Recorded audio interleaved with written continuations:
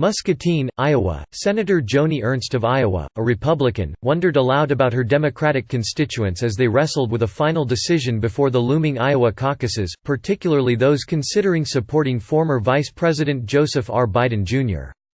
After sitting through hours of arguments in the impeachment trial of President Trump on Monday, where his legal team focused on how Mr. Biden's son, Hunter, had nabbed a lucrative position on the board of a Ukrainian energy company, Ms. Ernst approached a microphone in the basement of the Senate. "Iowa caucuses are this next Monday evening," she said. "And I'm really interested to see how this discussion today informs and influences the Iowa caucus voters, those Democratic caucus goers. Will they be supporting Vice President Biden at this point?" At an event in Muscatine on Tuesday, a handmade sign on the wall seemed to answer her directly, "Joni, we're with Joe." Mr. Biden responded to Ms. Ernst's comments head-on, presenting them as proof that Mr. Trump's team was using the impeachment trial to try to hobble his candidacy. She spilled the beans. Mr. Biden told the crowd, speaking in a room overlooking the Mississippi River on a gray winter day. "She just came out and flat said it.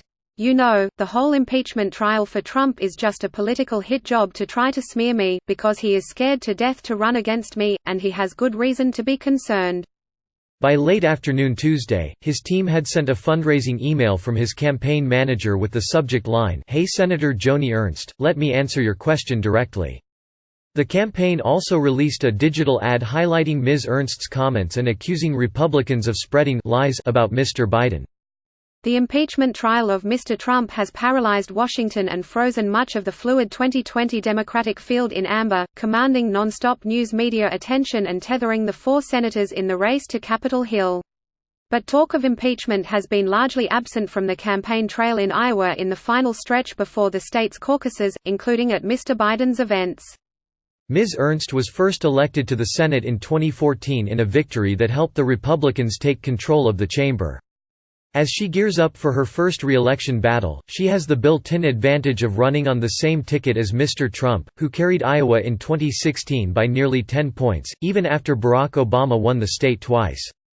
So, could a shot from Iowa's junior senator, launched from a microphone in the bowels of the Capitol in Washington, put the polarizing impeachment process in the minds of Democratic caucus goers in Iowa?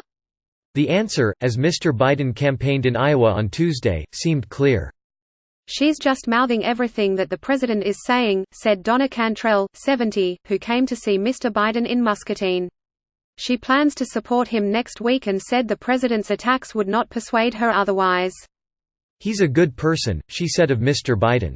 "All the stuff that Trump keeps putting out there, investigating Burisma and all the stuff, it's just the same thing, the same playbook he did with Hillary Clinton to ruin her." Michael Weiner, 66, was similarly unmoved. He said he had been leaning toward supporting Senator Elizabeth Warren of Massachusetts, but was impressed by Mr. Biden. "I don't think much about anything Joni Ernst says," he said. "The scrutiny of Hunter Biden did not give him any pause," he added. "The fact that he took that job was ill thought out," Mr. Weiner said. "Still," he said, "it's been investigated so deeply and there's nothing there. It's just a distraction away from what the president has done." Interviews with a half-dozen Democratic county chairs in Iowa similarly cast doubt on whether impeachment would be on the minds of caucus goers as they decide among the Democratic candidates. "It has zero effect on actual caucus voters," said Brian Bruining, the chair of the Clayton County Democrats in northeast Iowa. "I don't know any Joe Biden supporter whose support of Biden has lessened because of any of the impeachment issues."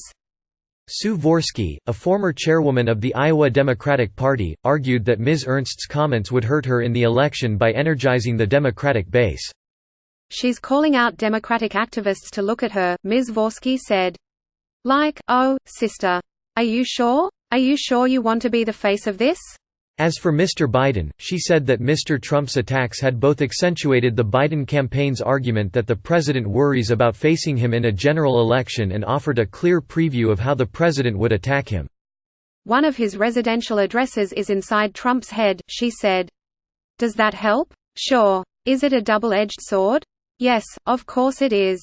Ms. Ernst, who also sent a fundraising appeal based on her Monday remarks, offered a different take on Twitter on Tuesday. She wrote that Mr. Biden thinks my comments prove his point regarding Mr. Trump. "Wrong," she added. Yesterday the President's Council showcased that the Bidens were knee-deep in corruption. Corruption isn't good politics, nor is it good for the American people.